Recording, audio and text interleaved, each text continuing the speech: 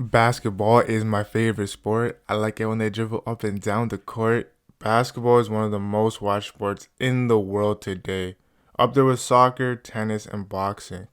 Ever since the 92 Olympics in Spain, basketball has been pretty popular globally. One aspect of the game that is important is what you got on your feet. Basketball sneakers have been a staple in fashion, music, and media for quite some time. It seems that nowadays it's harder to style newer models than it was back in the days of old. So let's figure out why this is the cause.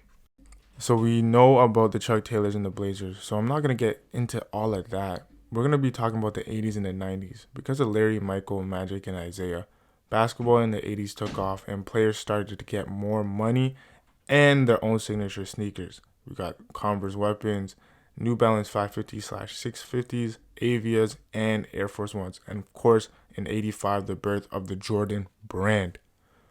Most of these, with the exception of Jordans, have similar silhouettes, which makes it easier to rock it on and off the court.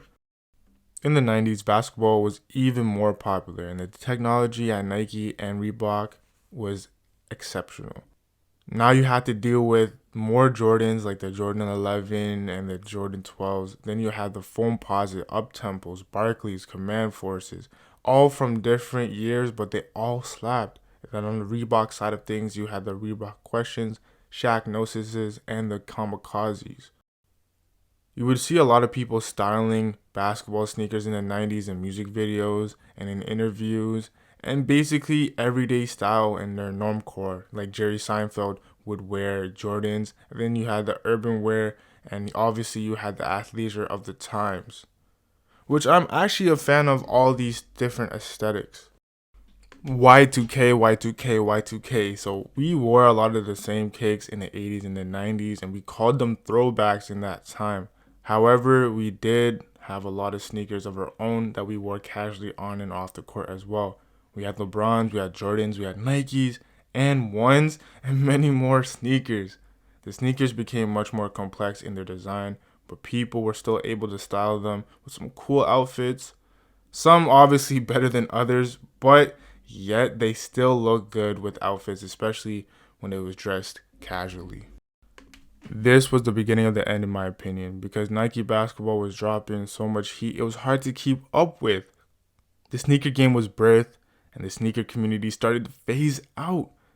It became less about appreciation and more about hype. The two sneakers that came out that changed the game forever were the Galaxy Foams and the Concord 11s, and it has not been the same since. You had Kobe's, KD's, LeBron's, D Rose's, Kyrie's, and many more. And most of the stuff that we wore casually for the fits were retro sneakers. However, people still wore Kyrie's and KD's casually. They would just pair it with simpler fits like elite socks, khakis, jeans, joggers, or cargo shorts. Like I said before, most of the outfits had to be simple because at the end of the day, the shoe was the highlight of the outfit. So that's why you had to keep it simple on top. But everything changed in 2015 when Kanye dropped the Yeezy line with Adidas and changed how we approached fashion, how we styled our sneakers. And then that's when Nike started to focus more on collaborations instead of innovating new items that were cool. Most models out there are hard to style off court. Back in the days, players would dress formally and then sneakers would be used for performance only, specifically talking about the 80s and the 90s. Now, retro sneakers can be dressed up and the newer ones are worn on the court. LeBron styles his retro sneakers pretty well off court, but then on the court, he wears his latest additions. I think most brands focus on look and performance on court because a lot of them already have sneakers for people to wear casually. Li Ning is the only one I've seen to make shoes for both on and off the court, and that's only because they're a newer brand. So that's why, in my opinion, that it's harder for people to style newer hoop shoes than ever before. But the question rises, do you think this will change in the future?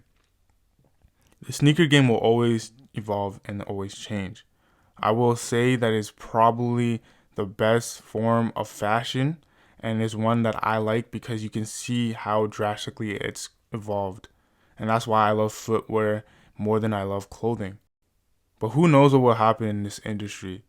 But I will say that the styling newer basketball shoes off court won't be a thing as much as it was back in the day. And it won't come back either. So let me know if you agree or disagree with this video. Let me know that in the comment section down below. If you enjoyed this video, please leave a like and subscribe. And with that said, this is your boy Darius signing off. Y'all stay suave, live long, and prosper.